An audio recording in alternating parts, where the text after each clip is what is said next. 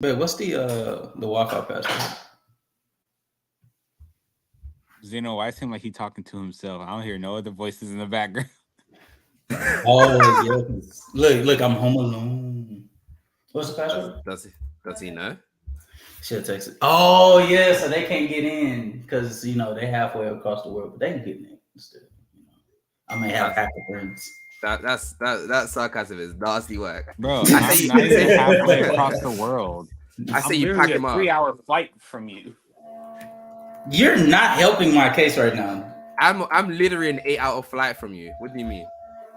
You are not an 8-hour flight. I am. For That's an real? 8-hour flight? I lied. I was about. Oh, okay. Yeah, I was about to I say was gonna no way, you say goddamn liar. it. Justin's a 3-hour flight. I'm a 3-hour flight to you. Yeah, because I had to fly to Houston to go to Jamaica one time from here.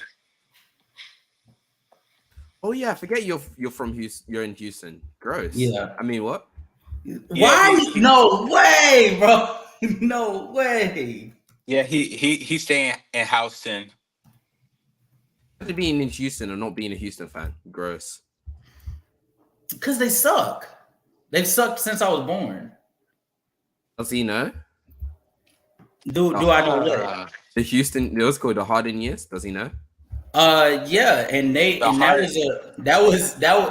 was the best time that I ever had, and they never won a championship. Okay, you said they suck. No. You said they suck. Cool. That's cool. But guess what? Guess what the Rockets fans did as soon as he left? They acted like that shit. They acted like that shit meant nothing. That's very true. Further evidence on why I don't fuck with Houston fans. And then they got John Wall. They got John Wall and DeMarcus Cousins there, and it was like, eh. And now, guess what they doing over here, Zeno, with Jalen Green and them? Glazing the fuck out of him, but okay. They expecting him to become the greatest of all time and get them a championship in year 3. That should tell you, babe, this password is not correct. I mean, they did think Tracy McGrady and Yao Ming would get them a championship. Y'all keep talking. Y'all, what did I do? I mean, we are live, so. Oh, you should have told me that. It literally said we're live. Oh wow, could you not be mean to me? I'm kind of doing something, so I didn't realize. Damn, rude ass person. Damn. What? Anyways, this is episode 11, the off season. Episode 11, bro. We're going on 11 weeks. Man, I can't believe I'm having to deal with the casual for 11 weeks. That's for 11 crazy. Weeks, bro. You've been stuck with me for that long. Yeah, that's wild, bro. Lakers. So it's gonna be Los Angeles Lakers and the Sacramento Kings. Which, by the way, shout out to our guy Sage for the W thumbnail. Yeah, thank you, Sage. Yep. Yeah, shout out to our guy Sage. But yeah, so this week we're gonna be doing the Sacramento Kings and the Los Angeles Lakers. I want to ask y'all a question real quick. Yeah. Because we didn't really get to touch on it last week when we did the Damian Lillard trade. What is it? Is it possible that the Trailblazers might have the best starting point to rebuild that we've ever seen? No, not really. I'd still say the Pelicans. You think the Pelicans have the best starting point? Yes. They literally started with Zion, and then they had Brandon's injury. No. Starting point. You didn't say afterwards. You said starting point. Okay. So by saying that, you had Zion Williamson as your rookie. Then you have a third year Brandon Ingram. Yeah, and then you had. And then you had what's that nigga's name again? The 3-point shooter that's also playing Lonzo Ball. That's a great trio to start off with. You need to chill. Actually, no. You're saying this year's their starting point, yeah? Mm-hmm. Actually, I think it's arguable now that you think about it. Because then they have DeAndre Ayton. They have 2 guards that they can look for the future, and Simons as well. I was gonna let you finish. I was gonna let you finish before I told you what they have currently. Yeah. I was gonna because now I'm sitting down and thinking about it. Actually, it's arguable. It's arguable. It's a debate. I think you make a good point with New Orleans. I was going to also give a shout out to Memphis. So their starting point is similar, right? Like they had Jaren Jackson Jr., they had Dylan Brooks, and they had as soon as they got off of Mike Conley, that was the last piece. They got John Morant. Yeah, no, I'm good. I'm good.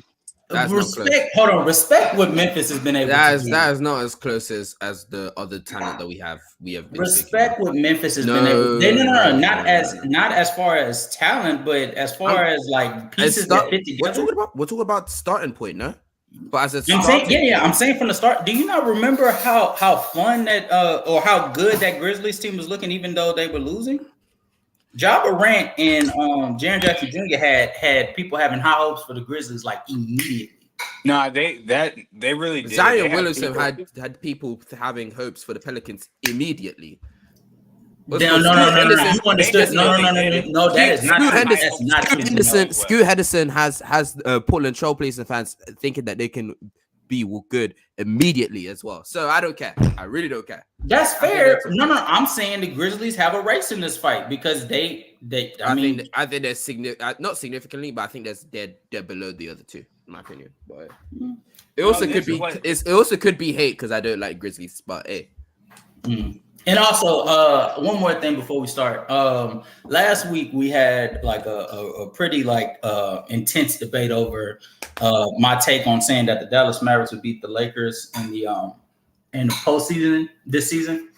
I am here saying on live after watching 2 games of them play the Minnesota Timberwolves. Does he know? Who has size? Does he know? I'm prepared to walk that shit back. Let's go!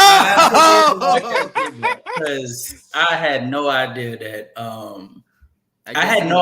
the Dallas Mavericks had a coach that bad in Jason Kidd. Jason Kidd can't coach offense for shit. Did you not see what he did in Milwaukee? Daryl. Yeah. I think he knows now. I'm surprised it took him long. That I'm not even gonna lie to you. This may not be a hot take, but I'm gonna shoot it out there.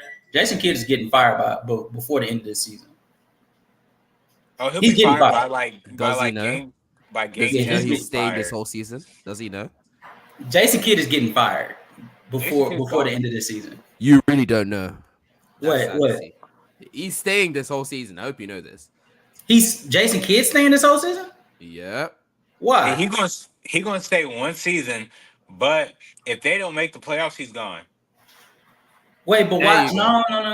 Because I'm saying if the Dallas Mavericks end up having the trajectory that they look like they gonna have this early on this season, which is a mid to bad defense and a mid to bad offense as well, which is highly reliant on Kyrie and Luka playing your turn, my turn, and they're just simply that it worked for the Rockets because they had 2 playmakers that also were elite scorers. It's not the same here with Kyrie and Luka. You missed. I'm telling you right now, with a losing record going into All-Star break, Jason Kidd's getting fired. I'm gonna say this to you. What you didn't even specify why that worked. The reason why the Rocket system actually worked that my turn, your turn style, it's not because they were playmakers. They were both one of the best playmakers we've ever seen while being elite scorers. I need you to specify that. Because Kyrie is he's actually a good to great playmaker. But there's a difference between being good to great and being all-time level playmakers. Yeah. That's the reason why they worked. It wasn't necessarily to do with their scoring. No, I didn't feel like I needed to specify that, but you're right. There are there's people that don't know that. So yes, James Harden is one of the greatest playmakers of all time. Chris Paul is as well, and mixing that in with the level of shooting that they had surrounding them, and having an offensive coach in Mike D'Antoni that is used to having that type of great playmaking. At his advantage or at his disposal, it sort of was a perfect storm. So yeah, but the Dallas Mavericks, this ain't that at all. Luka's one of those, or he's on the way to being one of those. Kyrie has never been accused of being an all-time great playmaker, all-time great scorer, maybe, but that's about it. And they don't have the head coaching nor the level of shooting. I'm not gonna lie to you. Outside of Steph Curry, everybody else, Davis Bertans looked like he's gonna have an off year again. And I'm not joking. The shit that I was seeing the last 2 games against Minnesota, it looks nasty. It looks like it's gonna get nasty in Dallas. So yeah. But what you're saying is we're going to see Dallas slowly have another rebuild. No, whoa. How soon, Daryl? If they don't get their stuff together, we may see Mr. Kyrie Irving requesting another trade. He ain't focused.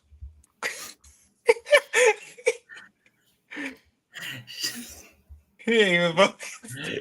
She's over there looking in the bag for something. I'm like, what you looking for? What you need? Oh my God, Justin, this is not professional. We should be focused on this. You're right, Zeno. You're right. I'm focused. I was clearly focused myself too, yes. No, go ahead, Daryl.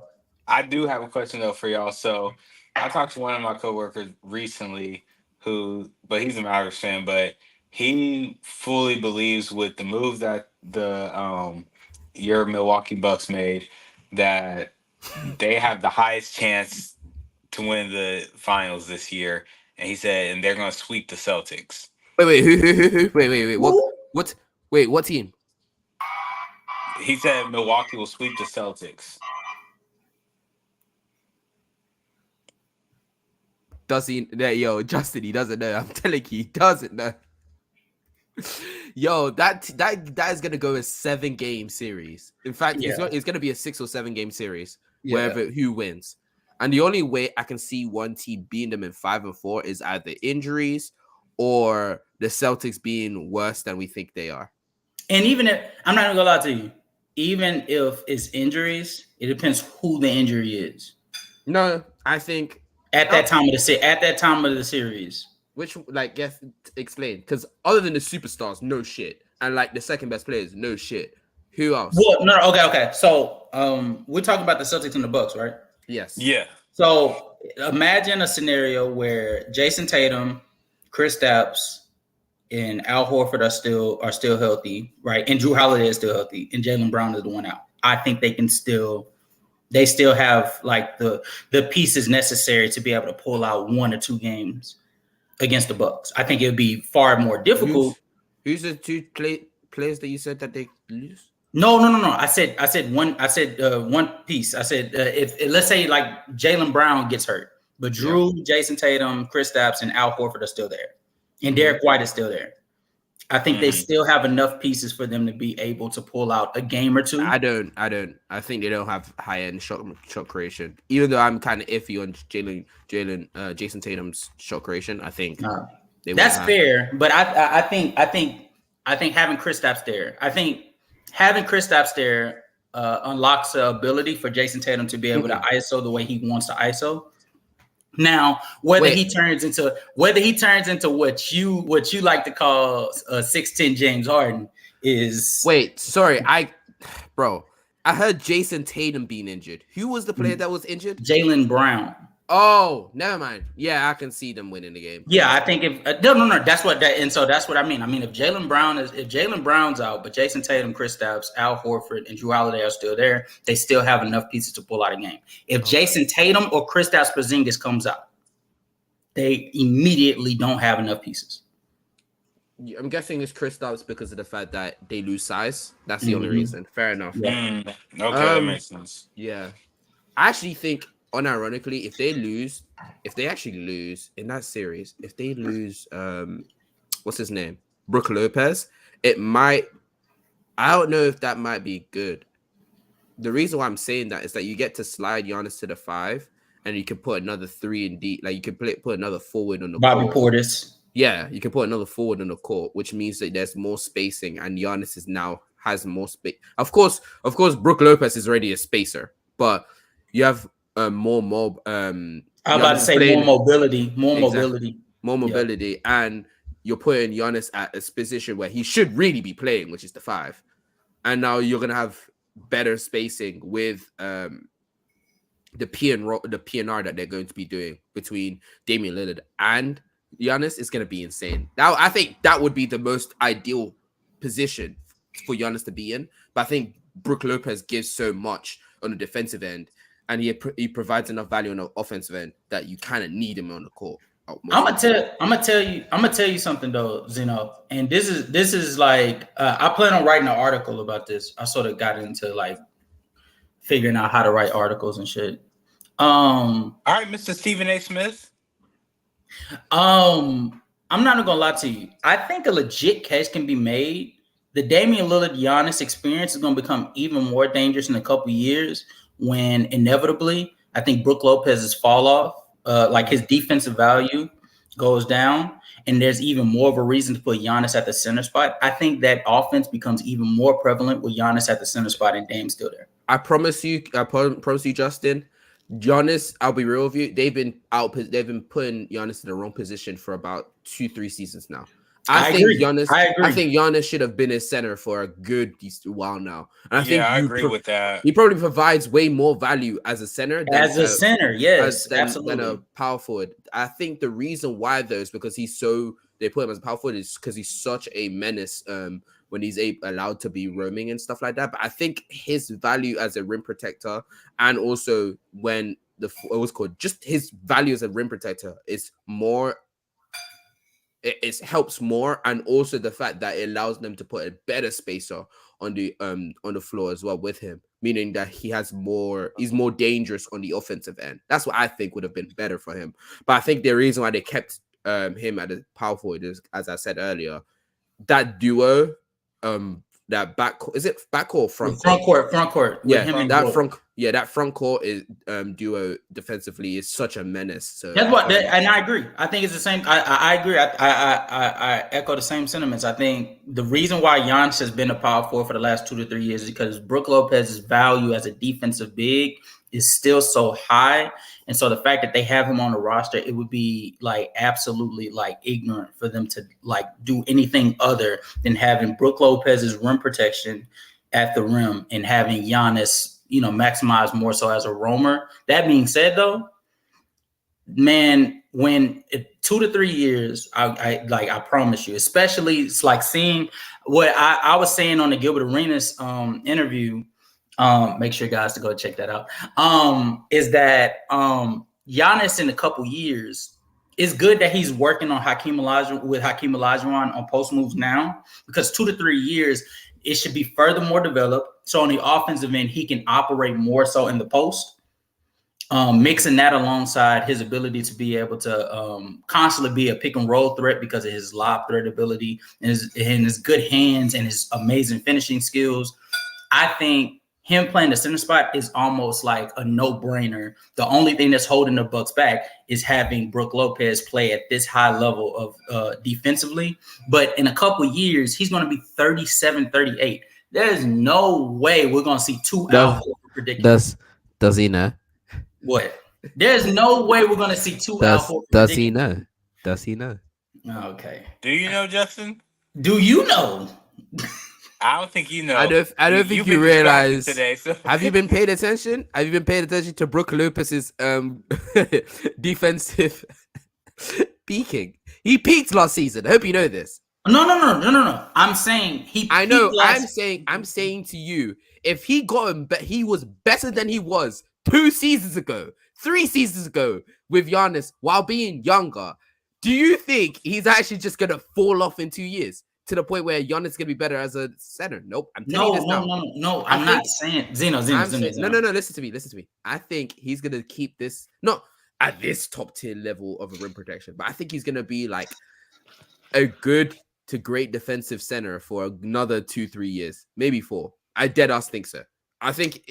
But then that falls in line with what I'm saying.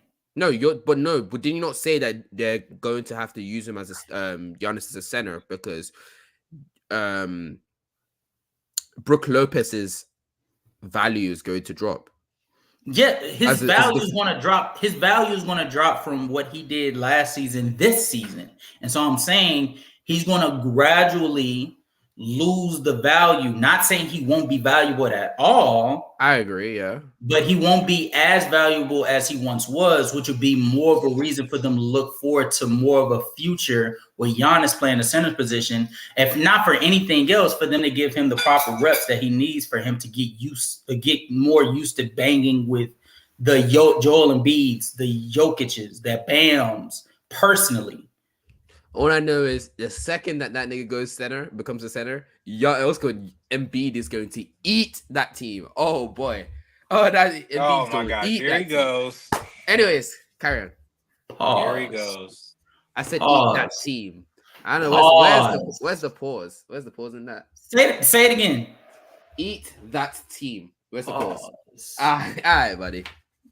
All right. All right. This is not a Bucks episode. All right. We done spent 20 minutes talking about the Bucks, guys. So we're gonna talk about the Sacramento Kings. Bucks fans, man. Suck it. Pause. Oh my God. What? Oh, so that's a pause, but fucking no, I'm not saying. Nah, don't. Yeah, say it again. I'm not saying what you said, nigga. I'm not. All right, let's get on the Sacramento Queens. All right.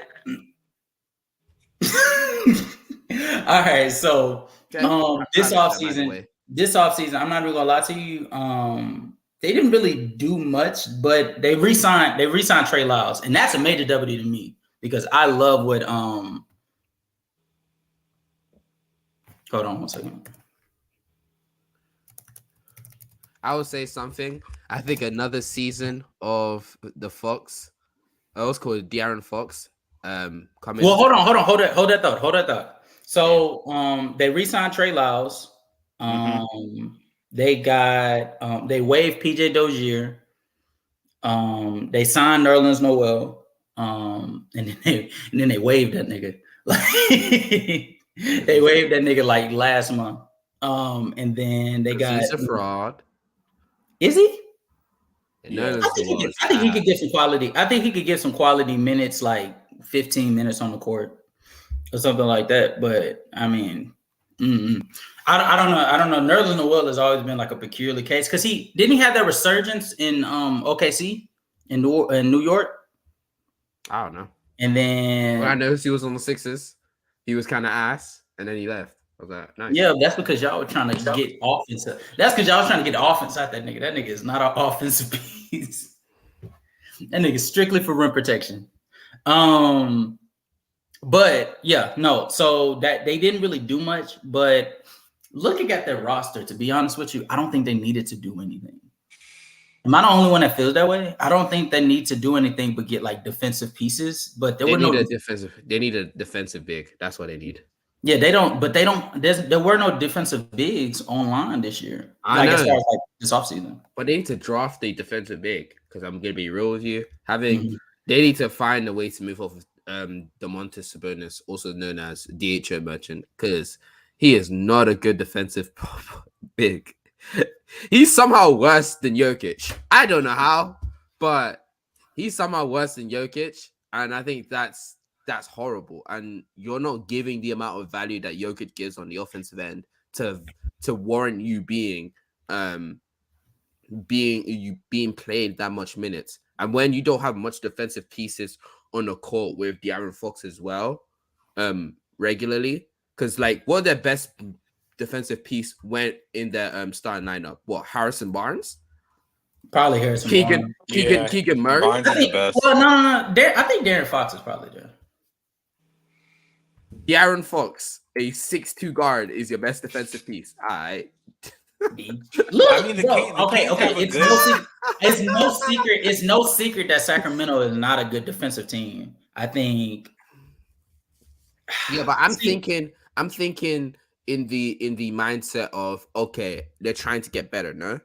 And one of the biggest ways that that's what I'm saying. One of the ways that they need to get better is either some of their guards develop what's called the ability to guard, like Kevin Huerter somehow becoming a bit better, like at least a decent to maybe good defender, which doesn't seem like he's going to be able to. Or like Keegan Murray takes another leap to the point where he's a good a good defensive piece while also spacing the floor as well as he did last season, or something. They need some way to mitigate how bad Domantas Sabonis is as a defender, and they don't have the pieces for that. That's why I'm speaking in future terms. They need to find either draft. Oh, go ahead. They need to either draft someone that's going to be a good defensive piece, or they need to trade for someone like that. Which right now there's no one in the league really that you can trade for.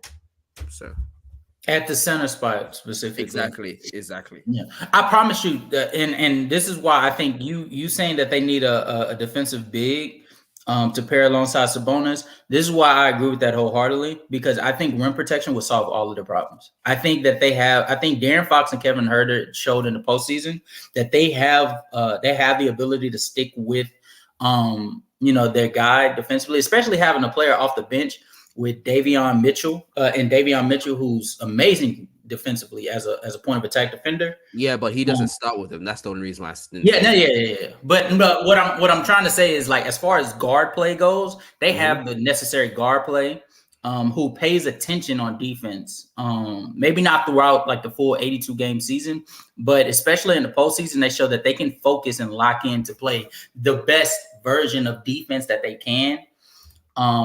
And I think this postseason for them, they actually played very well defensively against the Warriors. It's just they had no rim protection.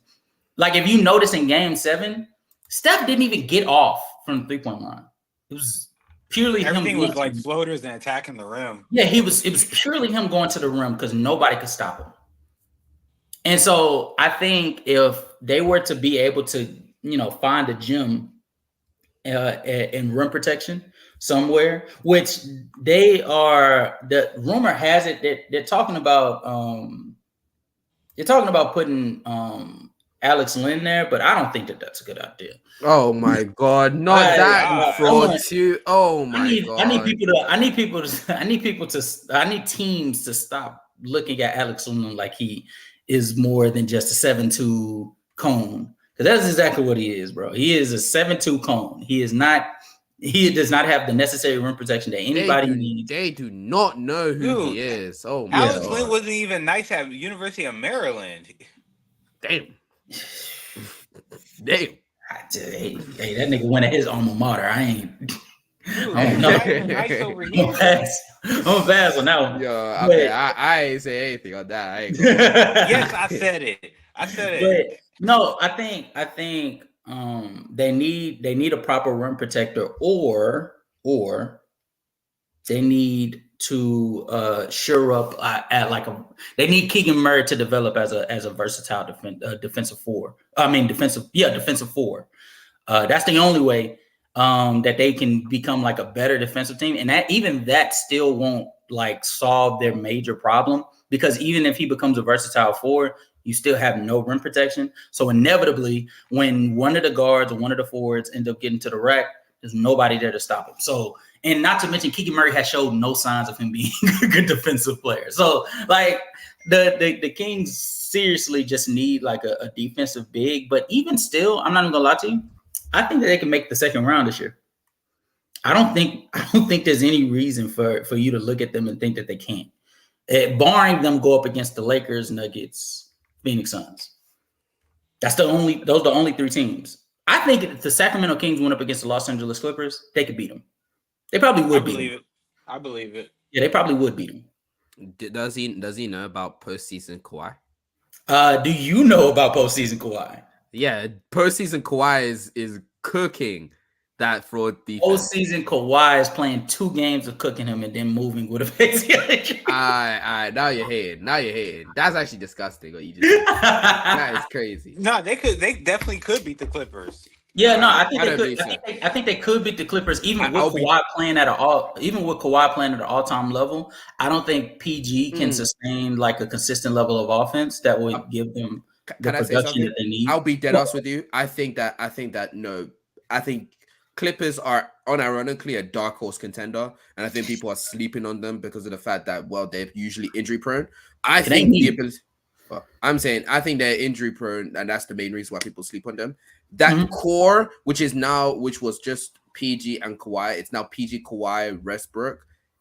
I know saying Westbrook is kind of crazy, but I'm sorry, that rim pressure from Westbrook, even though he's not as he used to be, with the Kawhi in postseason, who's just one of the best shot makers and takers in the league, and then PG that's going to supplement with playmaking, 3-point shooting, spacing, and also being a good defender. Like, okay, I don't know what this nigga's doing, but I think the amount of stuff that he does is like, I'm sorry, I think that they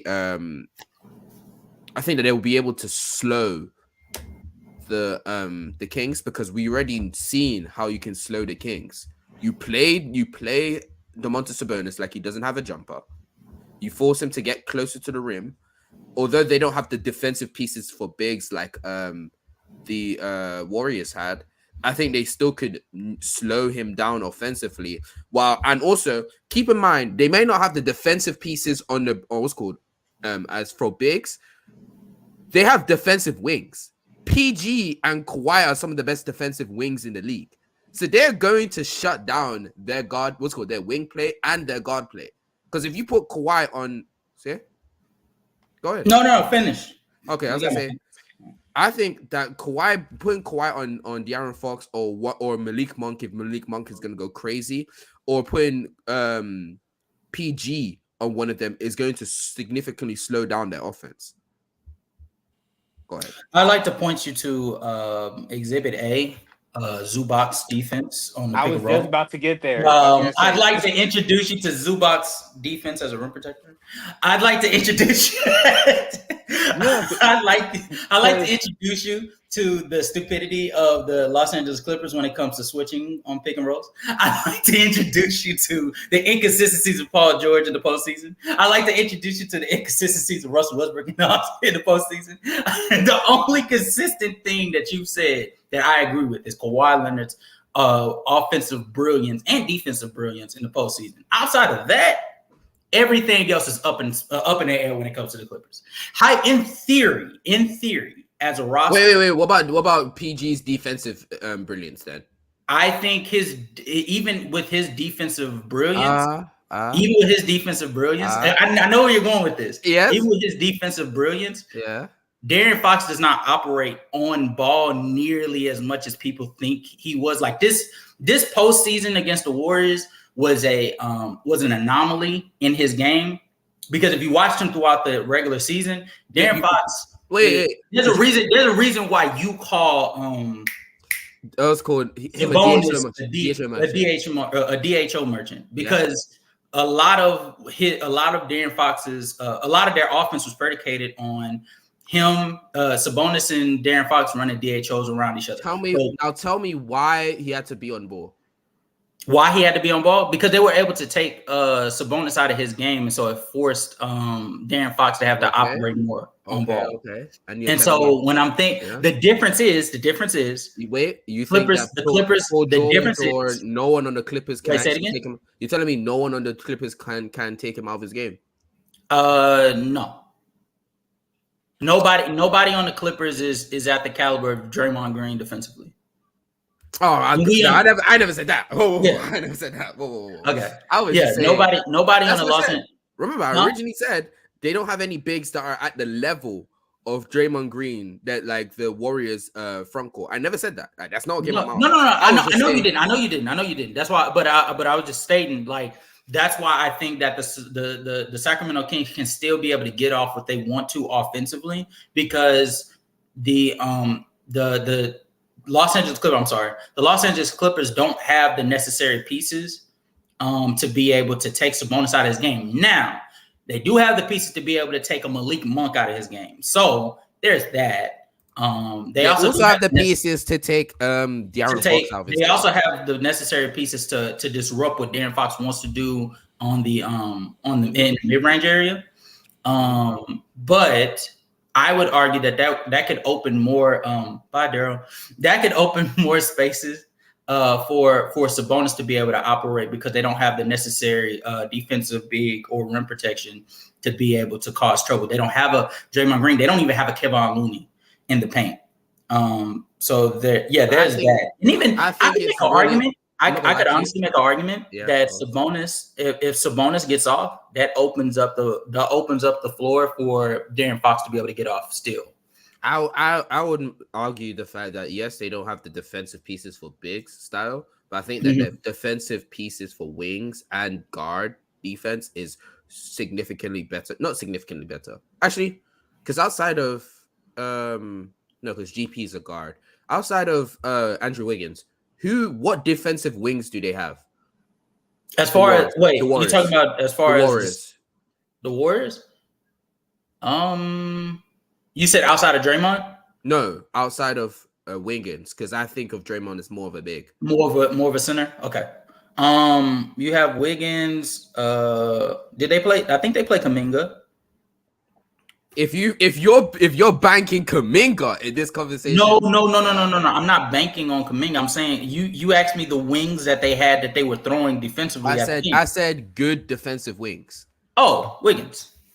Exactly. So I'm saying, but Wiggins was playing like 40-something minutes that series. Once again, I'm trying to say that the Clippers don't have the defensive talent when it comes to the centers, but for wings and guards, in my opinion, I think is actually arguable for guards. I think that the Clippers have better perimeter help. And but I think that could neuter or not neuter, but slow down their offense.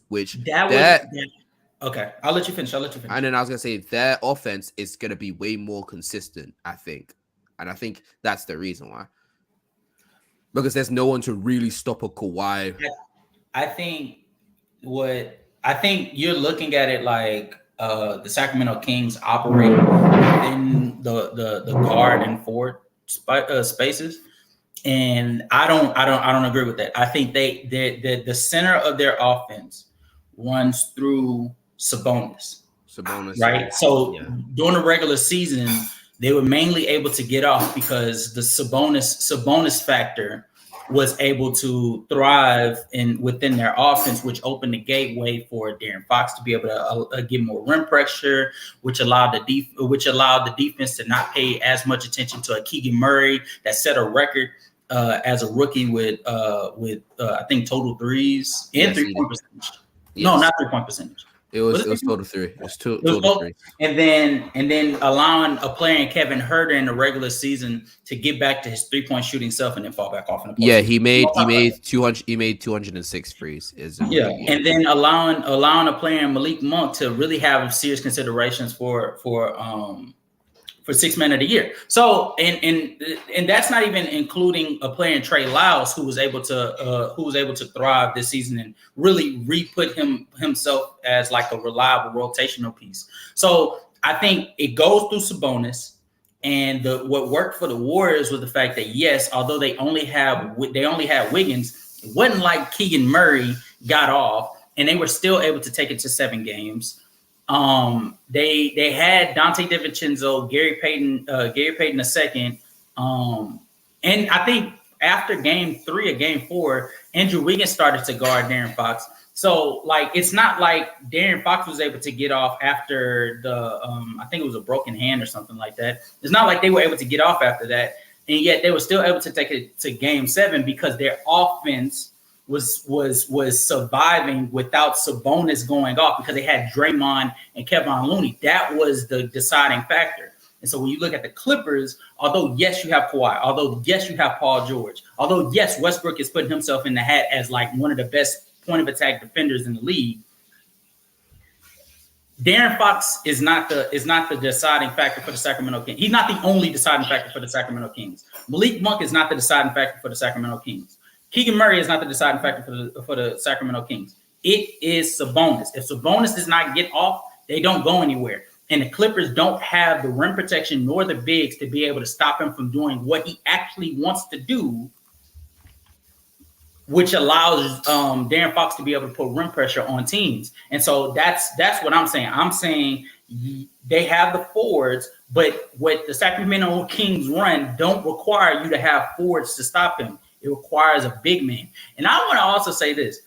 Can you imagine if the Sacramento Kings actually got Rudy Gobert instead of Minnesota Timberwolves? Can we move from this conversation? I don't want to talk about haram things, please. Say it again. I said, can we talk about something? Can we go to another conversation? I don't want to talk about haram things, please. That's haram. That is haram. That is haram. Jesus Christ. Haram? Yes, haram is Muslim. It's Zeno, you Muslim? No, I'm not. No, but he's basically. Hey, Daryl, clip that. Zeno Muslim? No, I'm not. No, haram. He's basically saying that, like, you know, it's. I think I want to say, like, it's basically like he's saying it's bad. It's like, you know, sin, illegal. Like it's illegal. That would be illegal, man. I said sin. That's still illegal, but I mean, still, it's like around those lines. The only issue with that is now that playmaking is what is only predicated on De'Aaron Fox, and their system would have to be completely different. Because I don't know about you, but what's called Gobert cannot be a DHO hub. I'm not gonna lie to you. So you can. I agree. Okay, so damn, I'm not gonna lie to you. We really just went in depth about Sacramento. I was not planning on us going that in depth with them. I don't think nobody. Yeah, so best case scenario for the Sacramento Kings, go. Second round exit. Okay. Worst case scenario. First round exit. Okay. Daryl, best case scenario. I was gonna say second round exit. Worst case is they go up against Phoenix or like Denver or the Lakers to be out in the first round. Okay. Worst case scenario. I just said it. Yeah, that last one was his. Okay. Yeah. Best case scenario for me is the Sacramento Kings make it to 7 games in the second round. Worst case scenario, they become a playing team. I don't think that ever happens. I mean, if they become if they become a playing team, they're automatically going to go through. I don't see any team. No. That's fair. That's fair. But I still think that that worst case scenario, they become a playing team because the defense is just too bad, and the league just got the Western Conference just got that much more competitive. So you having the best offense but having like the 5th worst defense is not going to cut it. So I think that quietly that is a very like harsh reality for the Sacramento Kings. Mm-hmm. In case if their defense is not good enough, but everybody else defense is just like a tad bit better, and their offense is not far off, they could end up being a playing team. I hope you know, Justin. That's what I meant by first round exit. I thought that they were going to be a playing team, but they're going to automatically go through because I don't see any team like below the 8 seed or to be honest with you, below the 6 seed that can really have the defensive pieces to stop their offense. That's why I just instantly said first round exit. Because their offense is so too potent for these bottom league teams, in my opinion. So let me also. I want to get your thoughts on this. What is your thought process on them re-signing Harrison Barnes? I think they resigned. I really think they resigned him because they know they need help on the defensive side of the ball. I think that was the biggest. Yeah, but he's not moving. He's not right. I know, but I know he's not a great defender. But that's probably the closest thing they have. Because who else is a great defender for them? I'll be real with you. My reasoning and my thought is literally leadership. That's the only way I think of it. That's the only logic I see with this. Yes. There's no other logic. It's leadership because he's already shown that he's liable to go 0-15 in the playoffs in 2016. He's shown it this season that he's very liable to have bad shooting series. He's not like a great defender or a good defender to the point where, okay, that makes sense why he's on the team. So, and he's not like a shot creator that you need on the team because you have De'Aaron Fox for that. So there's no real reason for you to have him on this team outside of leadership and so a veteran presence. That's all. Is basically what you're saying. At least PJ Tucker is actually a good defender. Don't disrespect him on the defensive end, please. I mean, he's ass on offense, but don't disrespect him on the defensive end. That's very true. I'm literally, you got me over here looking right now, Daryl. I'm trying to see what forwards they could have went out. I think that they could have, if it came down to them needing a defensive piece, there's other options they could have went for other than a small forward having to play the 4 spot because they're not quick enough to defend. They could have gone for Jalen McDaniels when he was open. I ain't gonna hold you. Jalen McDaniels on this team could really be fire. I'm not gonna lie to you. That is true. Right? They allowed him to go to the Toronto Raptors.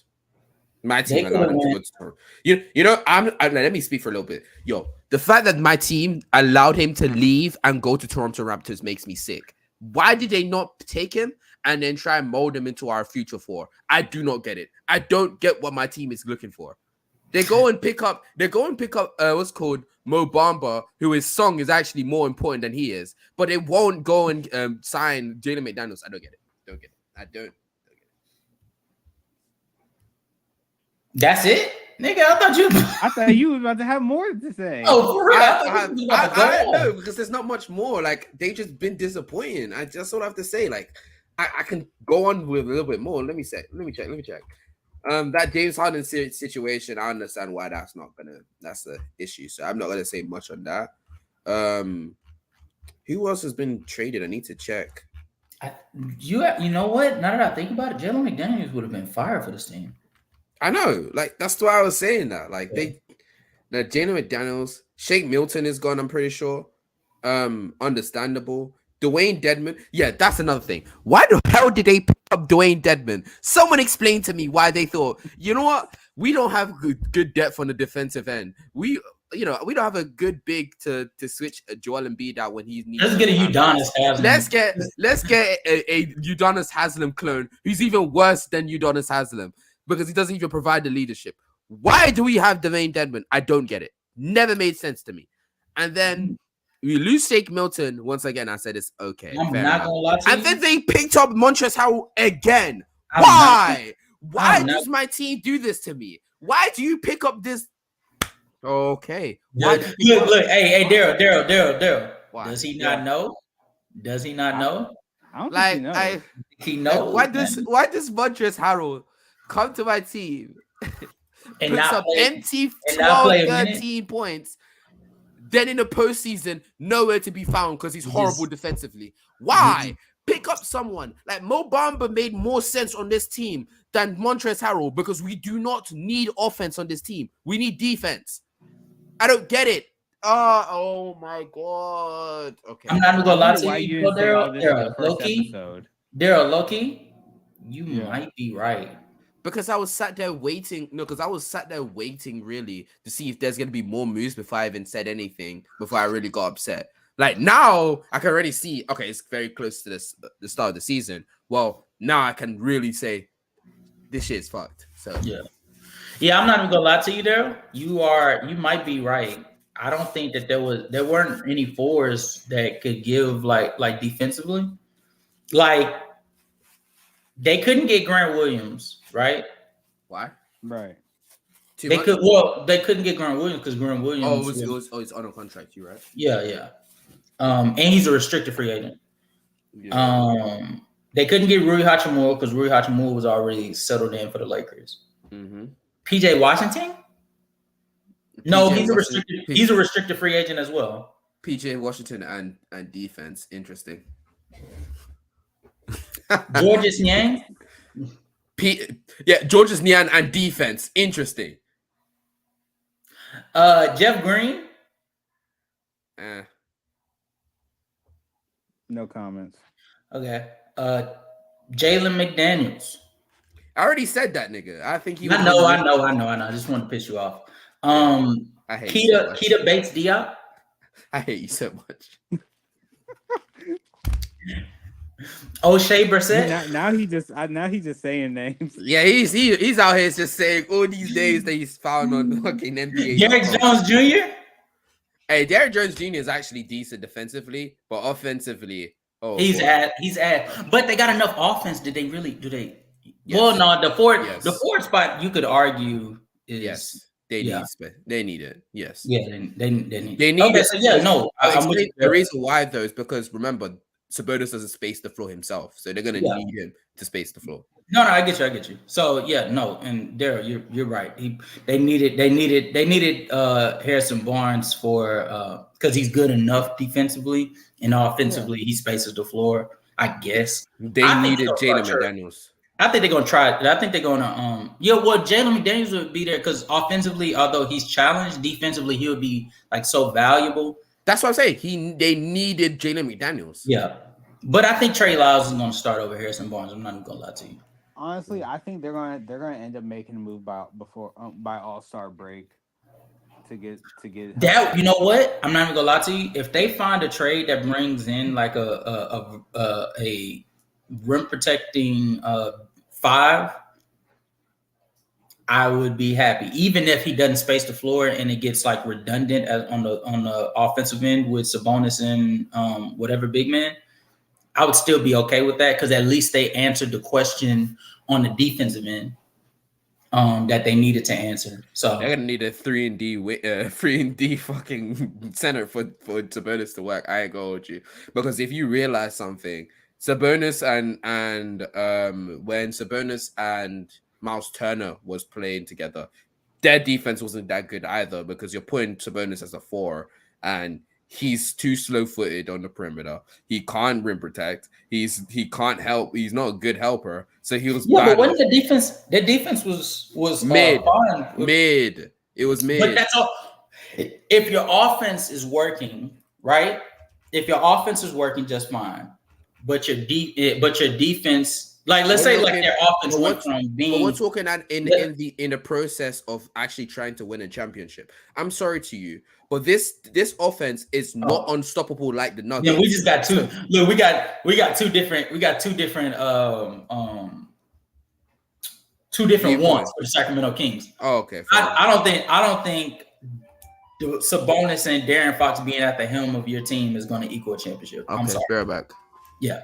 I don't think so. I'm looking for what pieces can get them to the conference finals, and if they can get like that big man that could be able to help on the defensive end, but offensively like he's like challenged or something like that, I'll take that because I think that slides their offense from like number 1 to like let's say like number 6, and their defense will go from the 5th worst defense to probably being like a top 15 defense.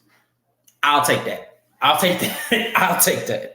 Because that's grounds for like a Western Conference Finals appearance.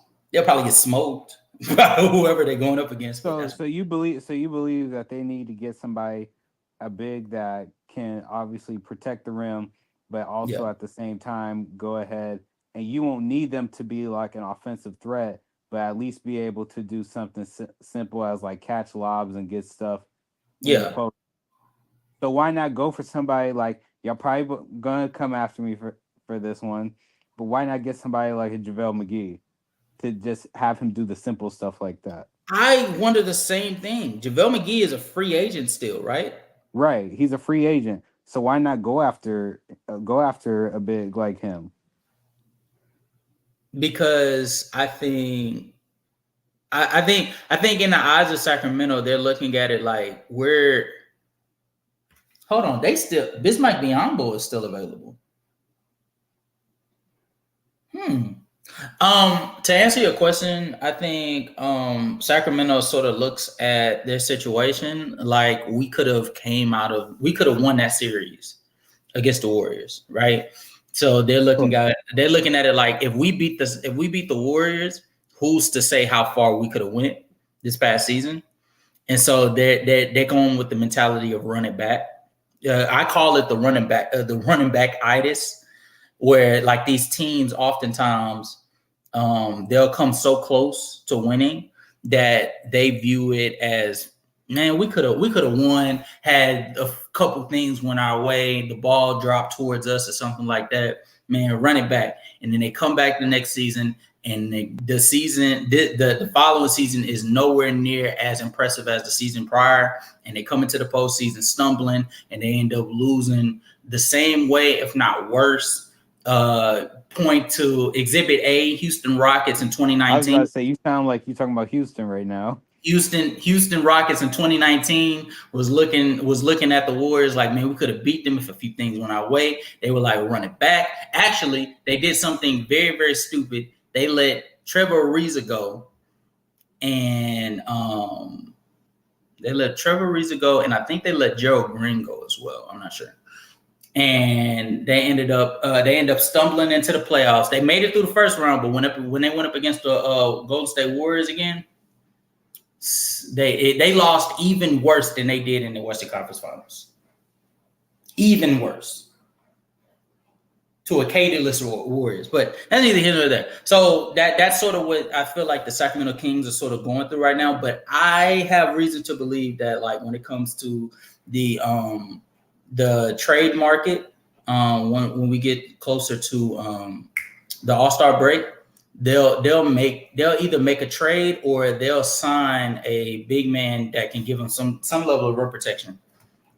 Because there's no way that you're going to go this long. That you're going to go all season and be completely oblivious to the fact that you have no true defensive big on your roster. It's no way. It is no way.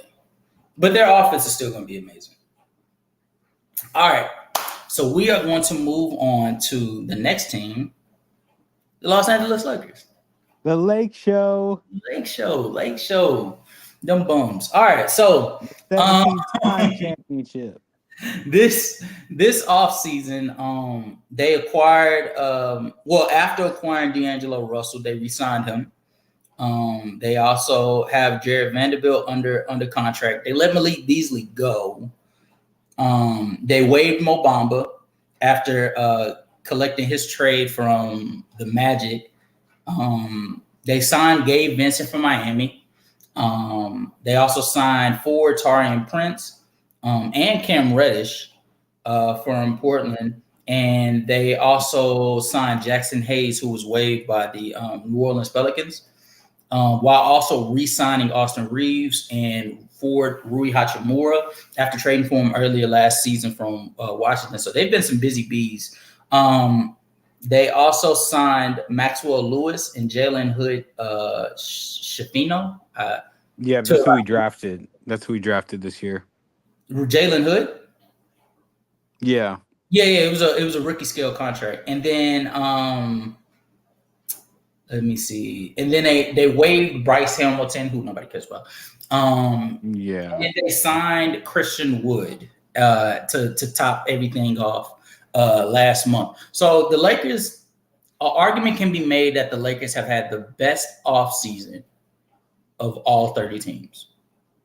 Daryl is a Lakers fan. We will start with Daryl.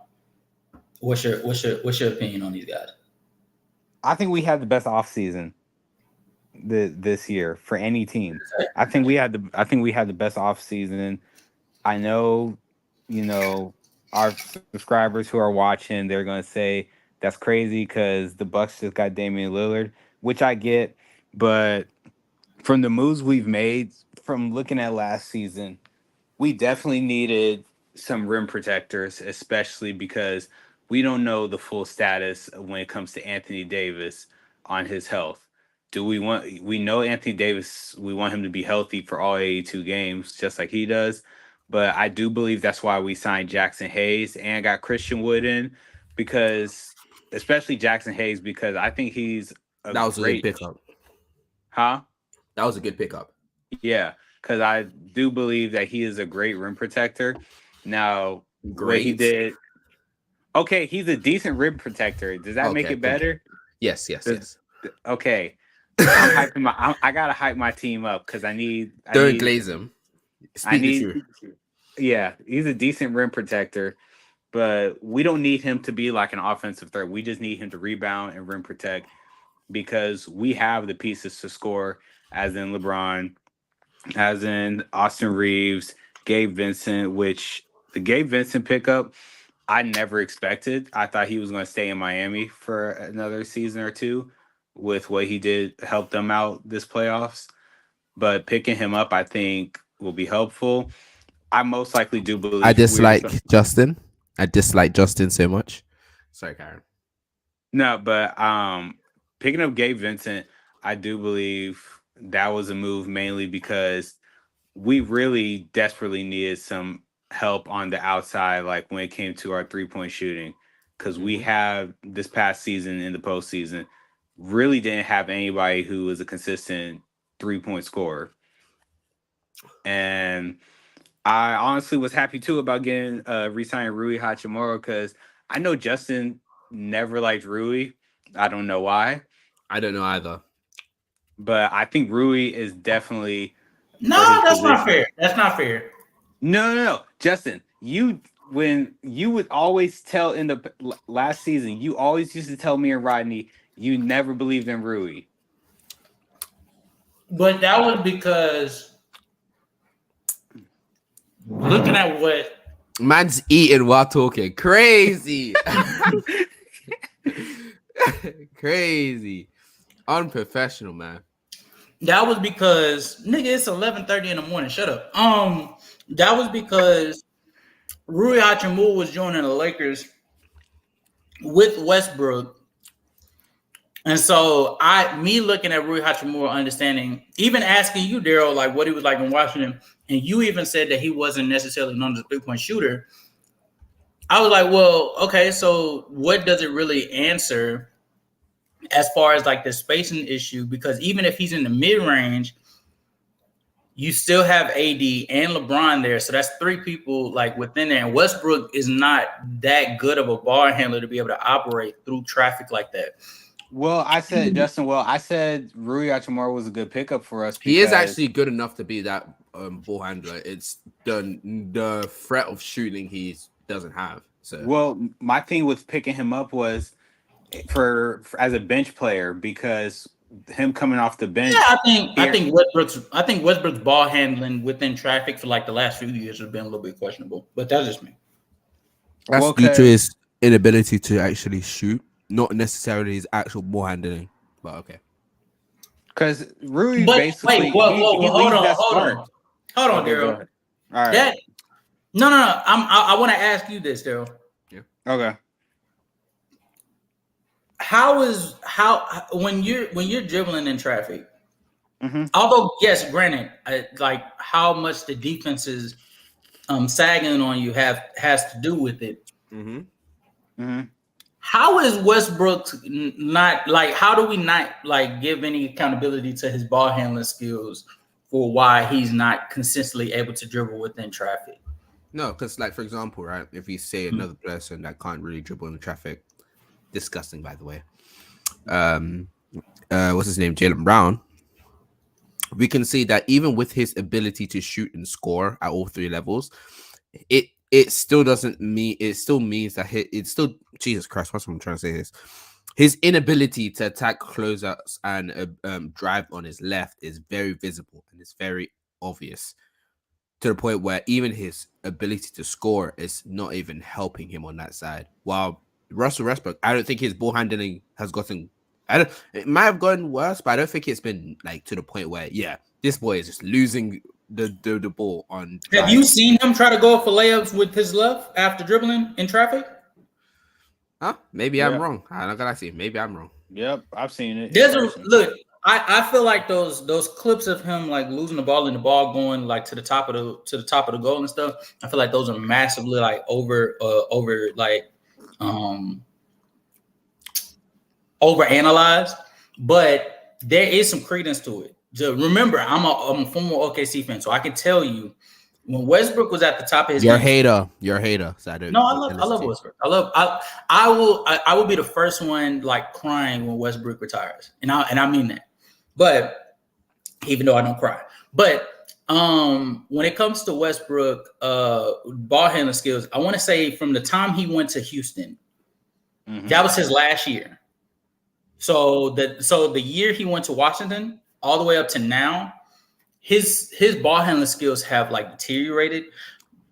I would argue due to him gaining I think he's been focusing on being in the weight room too much for like the last 5 years. And so his finishing skills has sort of like diminished, even though it was sort of mid to start from. And as you can see, like his jump shot is like far more robotic than anything. And really, like just talking about his ball handling skills, he loses the ball on the way up. So it's not necessarily the fact that he struggles dribbling in traffic.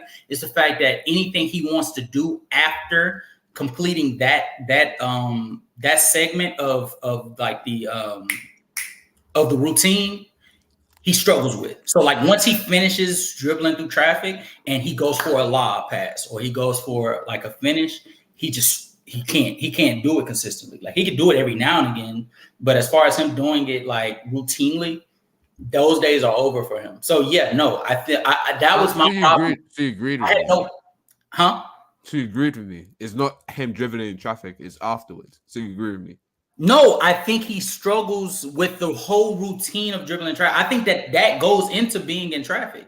Okay, fair enough. Well, dribbling. Yeah, I think that goes into being in traffic. So like, if you think that like if you're saying like strictly him just like dribbling through traffic casually and stuff like that, fair enough. I guess I agree with you there. But as far as the routine afterwards, him actually making him dribbling through traffic mean something, he fails at that. Well, they tell you anyway. They tell you anyways. You said what, Daryl? I was saying that. Well, they tell you anyway when you play basketball to never dribble through traffic. That was always one of the first things they tell you, like in fundamentals. So the fact that ain't nobody telling me that. No, but I'm talking. No. Listen to me. I'm saying like because now they say you gotta be able to dribble through traffic, but whenever you played against like double teams and stuff, there's always going to be an open man, so it's never made sense to dribble through traffic. But that when you're playing against double teams is not the same as when you're playing against when you're playing in traffic. You playing in traffic is basically you putting yourself you putting yourself like sort of in the limelight of the defense so that they can focus on you so that you can create those advantages for other players and stuff like that. That's why a player like Chris Paul was able to thrive for so long up until now, because he was the master at creating within traffic while still having his eyes open to all of his teammates, knowing where they are, where they should be. That's why a player like Kyrie still thrives to this day, because he's able to drive within traffic with the ability to also have his eye at the goal at all times so that he can get the most efficient shot while being one of the better finishers. By the way, yeah. Let's just call it how it is. It was cool. Chris Paul should pack it up, man. That nigga is ass. You saw that nigga last night? No, I didn't. Oh my goodness. Wait, what was he doing last night? Pack it up, please. Oh my God. He's at this point, he better come off. He better come off the bench. Listen to me, Chris Paul. Your PNR into snaking into a midi, it's not working anymore. Mm-hmm. You have zero rim pressure right now. Your midi is not saving you anymore. Your 3-point shot has left you. You're not that guy anymore. Pack it up. See, he says it's so mean, though, Daryl. Like, it's okay. I know. I need people to really like. It feels like we say this every episode, bro. Niggas need to understand some of these players that we've known for years that's been like at the top of their game. They're old, and it's okay. The LeBrons, the KD. It's not okay. Pack it up, please. Go. Okay. We understand they're declining. Well, in their 30s. It's okay to say I'm done, because I agree with Zeno from this standpoint. I think this is the part of Chris Paul's career that's going to start to like diminish his uniqueness in the basketball world. I'm not gonna lie to you. I think it's gonna be hard to do so, anyways, because even if he gets to the stage where he's not even a role player, he's like the 15th man on the bench, I think people are going to always see him for what he did in his peak and in the Houston days. I don't think that this is going to change anything. There's people that hold LeBron's downgrade, like as far as like his skill set for the last 2 seasons against him. So that's keyword LeBron. Okay, there's people that hold KD's fall off for the last 2 seasons. KD. What? What do you? I'm giving you examples of They're players. significantly better players than what's called Chris Paul. That's what Chris Paul. Hold on. So you don't think that the fall off from what Chris Paul once was all the way to the way he's played for the last 2 seasons is not like a significant fall? You think people are really clowning Chris yes. Paul? No. I mean overall, because when people talk about KD, they understand how great KD was younger, and they still understand how great KD is now. It's just that people are aware he has no rim pressure. I mean, his rim pressure has declined from when he was younger in the 20s. And the same thing with Chris Paul. No, there's difference. KD has less rim pressure. Chris Paul has none. It doesn't exist anymore. No, but Chris Paul's rim pressure when he was younger versus his rim pressure now is a significant drop off still. So yes, when I say that these people are going to do him like they do LeBron or how they do KD, that's not saying he's on the same level as them. That's me saying his legacy as far as how great he once was. When we talk all time great, people are going to hold his last 2 or 3 seasons of him like being a diminished player from what he once was against him. I think the only player in NBA history that people do not hold their last few years against him is Kobe Bryant. The only player. I mean, everybody else gets the same treatment. Kobe Bryant and Michael Jordan. Kobe Bryant and Michael Jordan. I was gonna say it was because he tore his Achilles, but then I realized no, KD tore his Achilles. So I don't know. Now people always talk about Jordan, about how they want to forget about his years in Washington, because his years in Washington was some trash. Everybody will admit that, so they always say he was a great Chicago Bull, but let's ignore what he did in Washington. Hey, Darren, that's the same mindset that I'm thinking people are going to go with Chris Paul and KD when it's all said and done. Because right now, yes, they're going to be clowned because they're in the limelight. They're all playing. But I'm saying afterwards, I think that's not going to be the case. I'm saying in NBA history, they hold everybody else to the fire from the moment they enter the league all the way to the end, right? Like the only 2 players that they don't do it to is Kobe, KG, and Michael Jordan. KG. Did they do it to KG when he was back in? When he went to Brooklyn? When he went back to the Timberwolves? Well, I don't think anybody looked at KG in the top 15 though. When he was on Brooklyn, you think that people were doing that too? No. I'm saying. Oh, okay. I need to be specific. I need to specify. Hold on. I need to specify. I'm saying within the top 15, like the consensus top 15, right? Top 15 all time. Yeah, all time. I think KG is top 15 though. Oh, he's not in my top 15. I think you're a rare commodity. I don't hear too many people say KG is in the top 15. Oh wow, so we disrespecting the GOAT himself. Well, okay. Wait. Tim Justin, let me say this. I think they do. I think they hold a player in like Charles Barkley. Tim Duncan. I think people look at Tim Duncan's into his career. I think people look at it more fondly than others. I think they give him credit for being an excellent team player while understanding that his skill set was diminishing. That's not what I'm asking. I'm asking. They hold what he did at the end of his career to his legacy, but the difference between him and other stars is he's probably one of the most selfless GOATs of all time. Bro, so that one doesn't work. Deep. I was gonna say Magic, but Magic was injured. Sorry, Karen. I will say. Look, we don't want to talk about that one.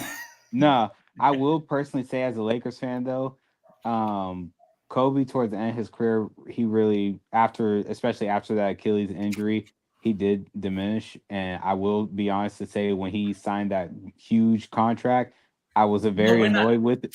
I was very annoyed with it because I knew it would affect. You're talking all time about Kobe Bryant. Are you mentioning the 2014 Kobe Bryant or the 15 or 16 Kobe Bryant? I'm mentioning that too, because that was not a great year. Zeno, he's like, look, you see my point? Hey, that was not great years. Well, and look, I gave up Kobe Bryant because I thought people didn't look at that, but apparently. Okay, fair enough. You Daryl, you just cooked my argument. That's crazy. Thank you, guys. That's tough. That's tough. But he's a rare commodity. So okay. Let's say this. Let's say this. Yeah. This is the middle ground, To the basketball knowers like you and I. Damn, we will never. Dang, I think I'm gonna leave.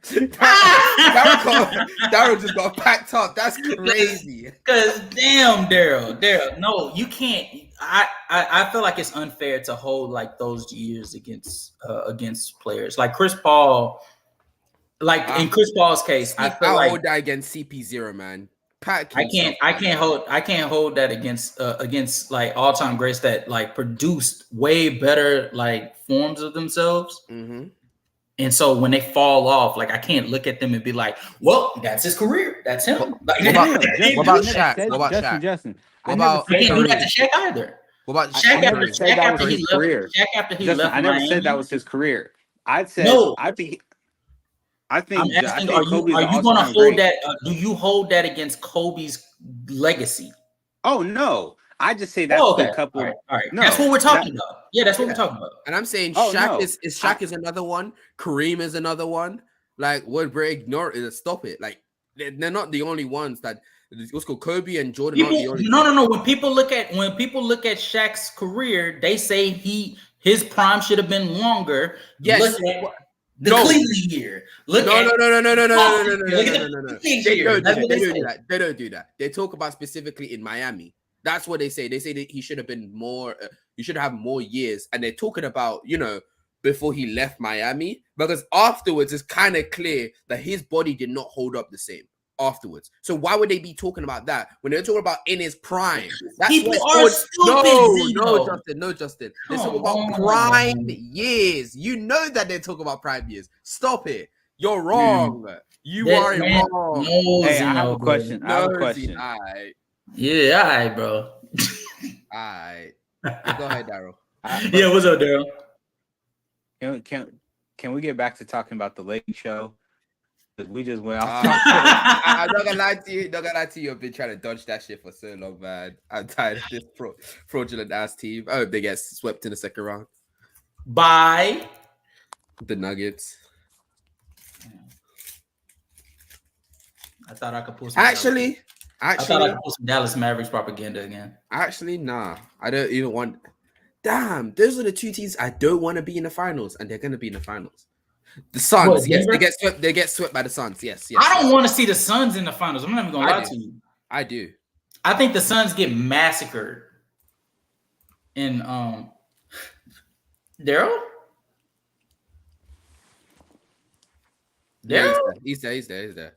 But the connection on my side like just went out. Oh, yeah. I don't want to see the Phoenix Suns in the finals. I would much rather see the Lakers or the Nuggets. I want to see the Phoenix Suns so that they lose again. I can make fun of KD. Oh, it would be so fun to do so. Definitely want to see the Lakers in the final. I really want to see a Lakers versus Bucks in the finals. Does he know he loses in 6 to the Bucks? Oh wait, you're a Bucks fan. Never mind. I hope they both lose. I don't know. The Celtics. No, I don't even want the Celtics to. Man, no matter what, I'm gonna be sick today this season. That's crazy. Yeah, because the Philadelphia 76ers are gonna be nowhere to be found when it comes to postseason. Okay. Go fuck yourself. Zeno, it's Philly. Everybody knows about Philly basketball. They will never do anything. Yeah, I want to ask you a question about the Lakers. Now he's hating me. That's crazy. Yeah, I look, Zeno. You see, buddy, I try to save you. I try to save you. I go with you. Daryl, what is AD's placement on the Los Angeles Lakers? AD's placement is we need him to be the star for that team.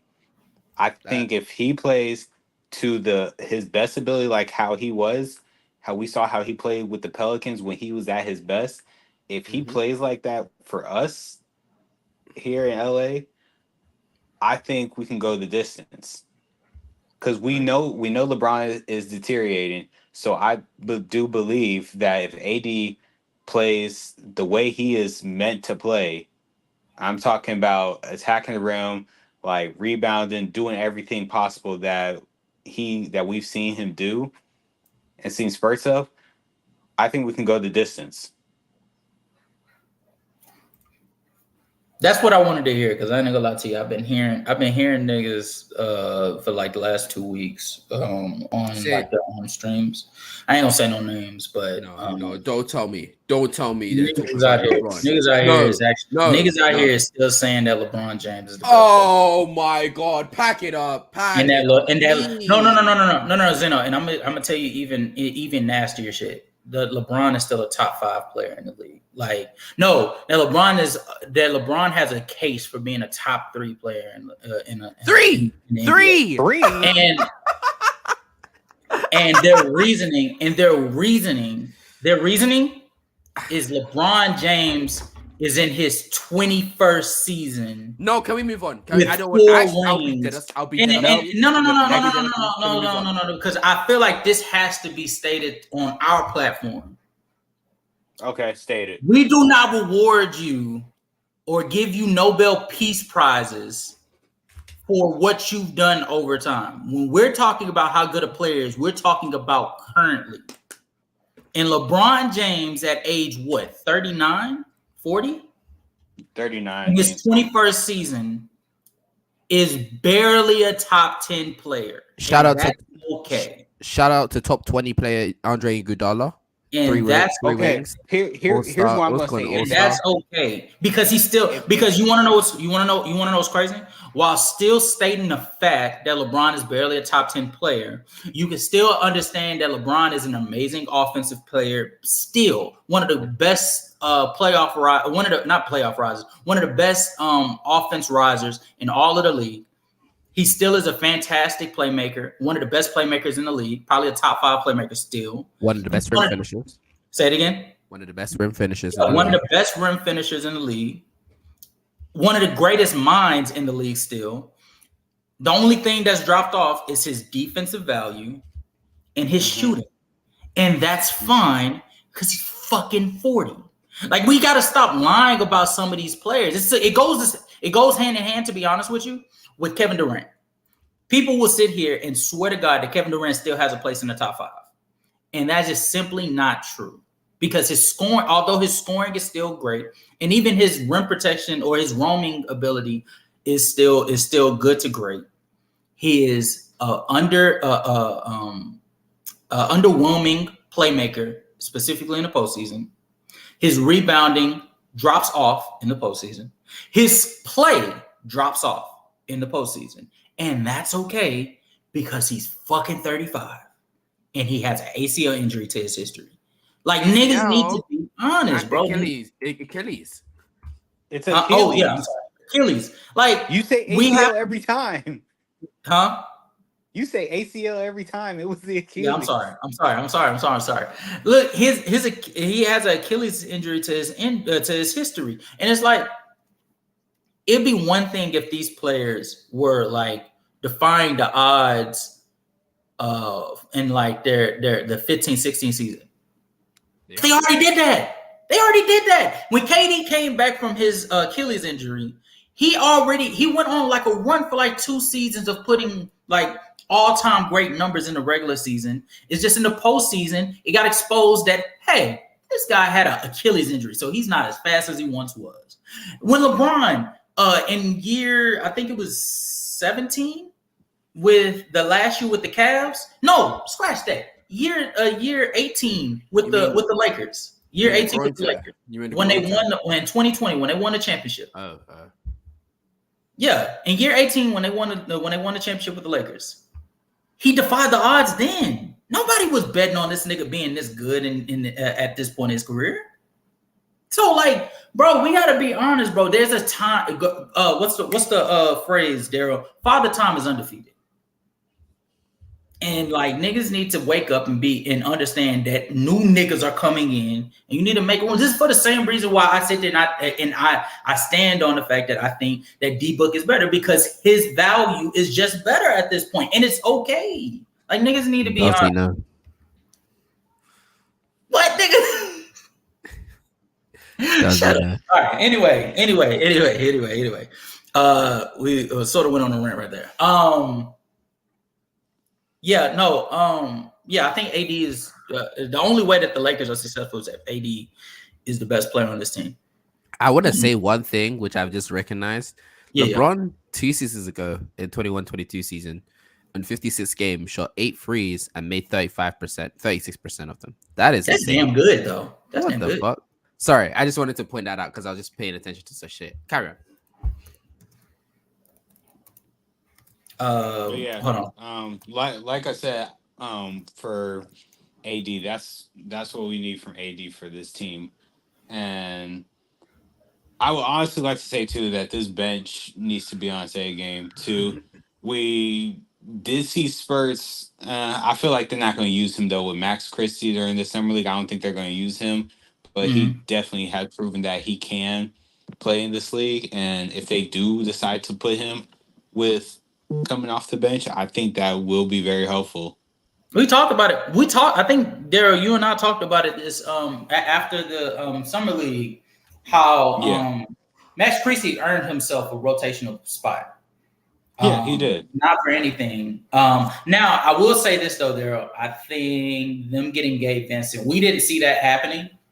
Them getting Gabe Vincent and re-signing D'Angelo Russell, that has set him back to probably a third rotational piece, if not being moved to the shooting guard spot. And I don't know how I feel about that for him. I think if anything, Gabe Vincent will be more of the shooting guard spot because Christie is not really a shooting guard. He is really a point guard. Yeah, I agree.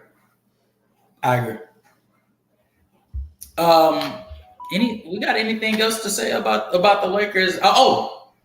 We should talk about the GOAT for the Lakers, Austin Reeves, and his gross. We're glazing him here too. His Olympic, get me out here. His Olympic resurgence, his postseason resurgence. Well, Zeno, we got to be honest about it. Like let's be honest. Let's be honest about Austin Reeves. How well he played in the postseason. How well he played in last season's period. How well he played in the Olympics and how well you think he'll play in a Lakers uniform this year. I think his insanity run is over. So that 4-5 month insanity run is over. So that's how I feel about it. The teams are actually going to pay attention to him now. So he's cooked. I think he's going to be exposed for a role player that he actually is, and that's fine. He's a role player. It's all good. I think he's a role player too.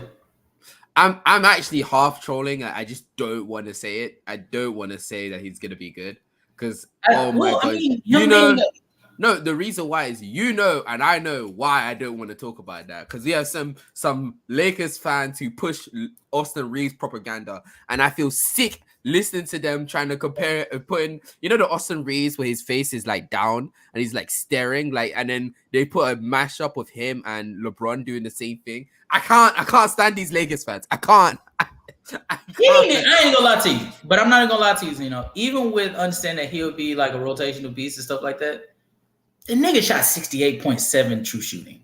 I know. That's what I'm saying. He's that good. I actually think he can probably top out as like an all-star caliber guard, honestly.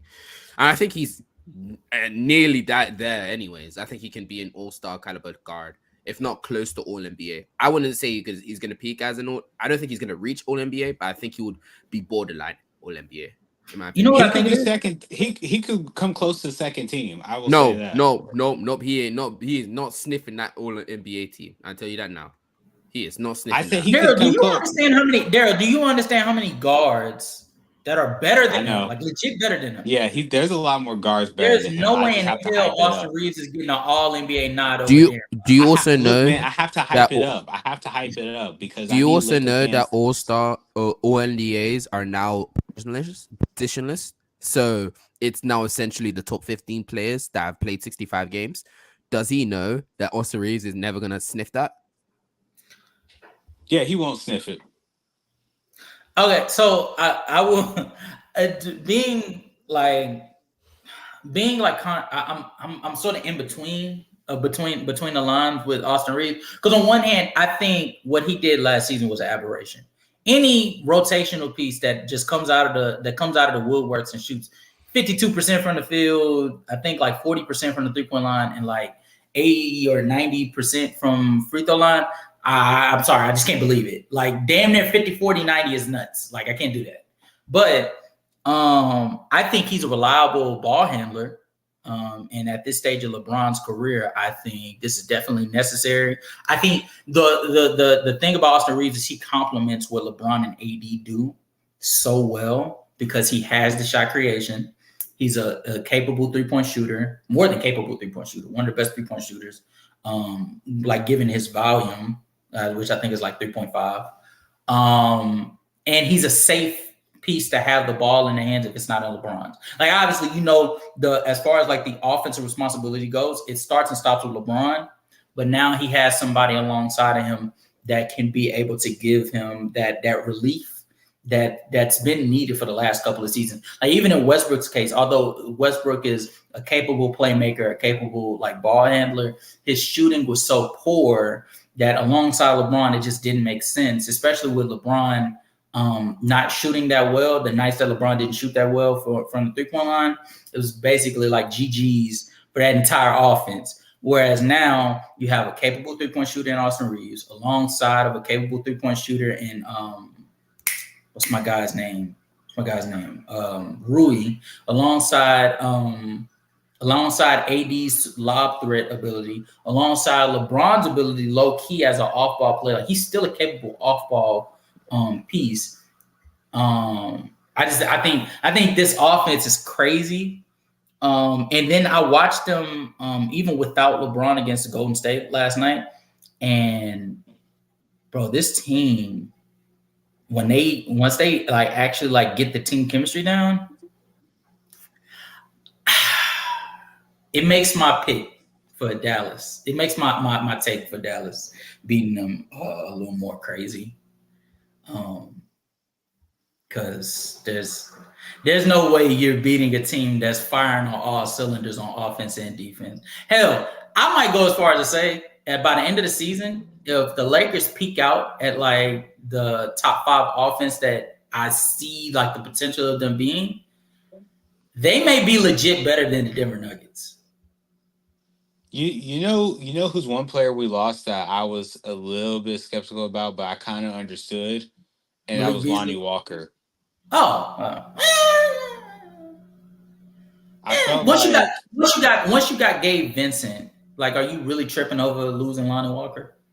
No, that's why I said I'm not really tripping about it, because I really did believe like that was honestly what got us over the hump for the Golden State series.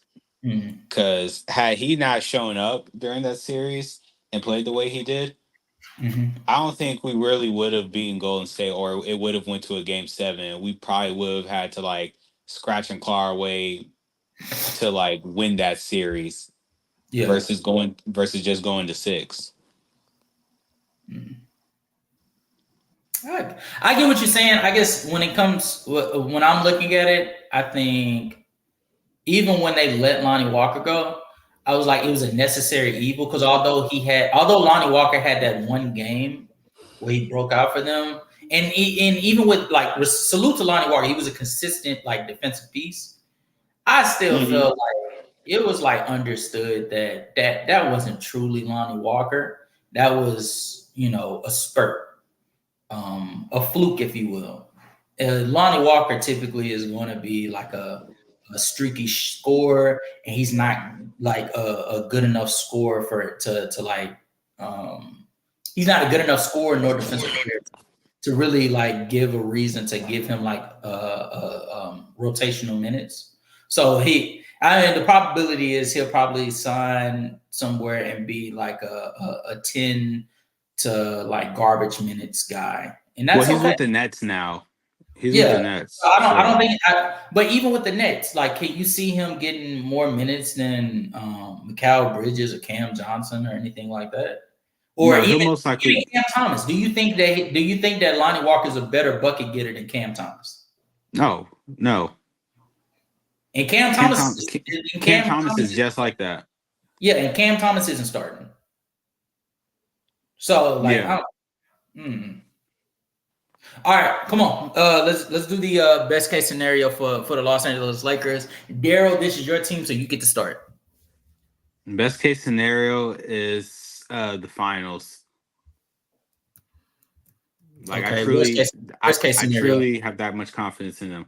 Worst case scenario, injuries occur, especially to, knock on wood, AD and LeBron. That could, because I think that can have us not even get to the finals. We probably could be first or second round exit from what we've seen in the past couple seasons when they deal with injuries. Okay, Zeno, I get what you're saying. Zeno, best case scenario for the Los Angeles Lakers. They win it all. Worst case scenario. I'm actually relatively high on them. Second round exit. I am too. I agree. Best case scenario, they win the championship. Worst case scenario, they lose in the conference finals.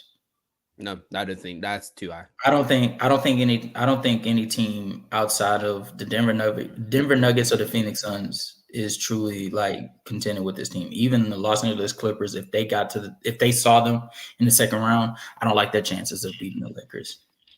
Yeah, AD is gonna eat. I ain't gonna hold you. AD is finna have a field day against Zubac.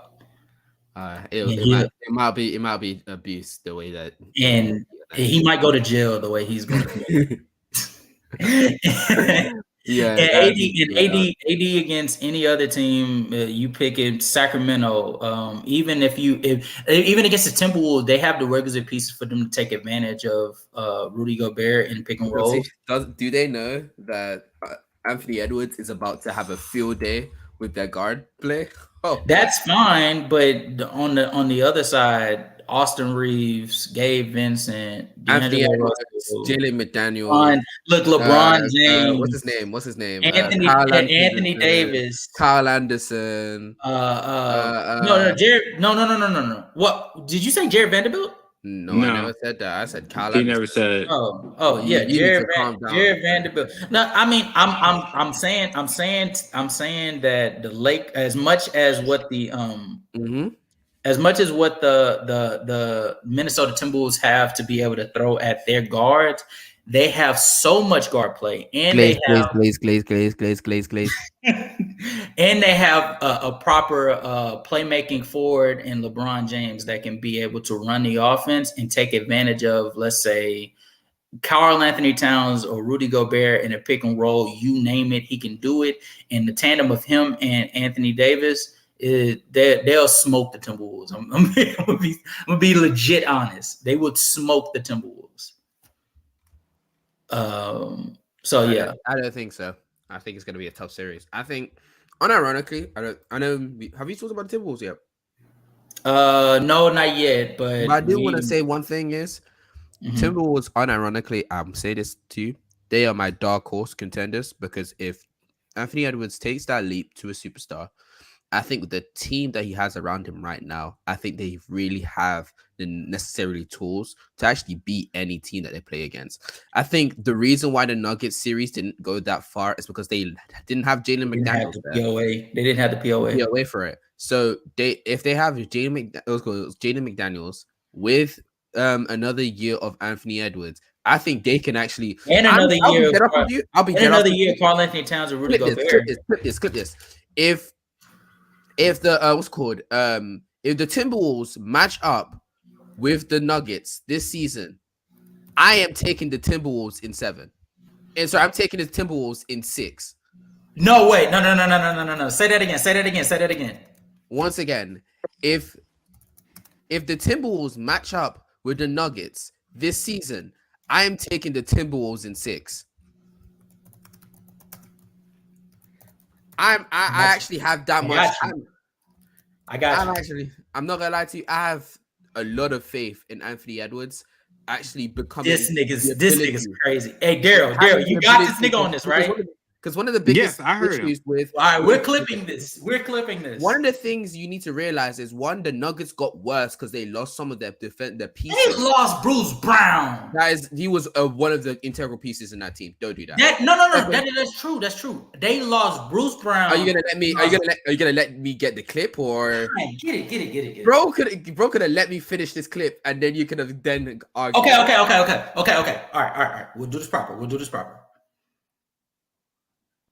All right. Will the Minnesota Timberwolves beat the Nuggets in the postseason? I think if the Minnesota Timberwolves match up with the Nuggets, I am taking Timberwolves in 6. I think that one of the biggest reasons why that game did not go further was because they didn't have the POA in that series. The Nuggets also got worse because they lost Bruce Brown, which yes, he's not Jamal Murray or Jokic, but that's an integral piece to their team. So now that they lost that, their Timberwolves are gonna gain Jaden McDaniels. I think with another year under the belt with Jaden McDaniels and also what's his name?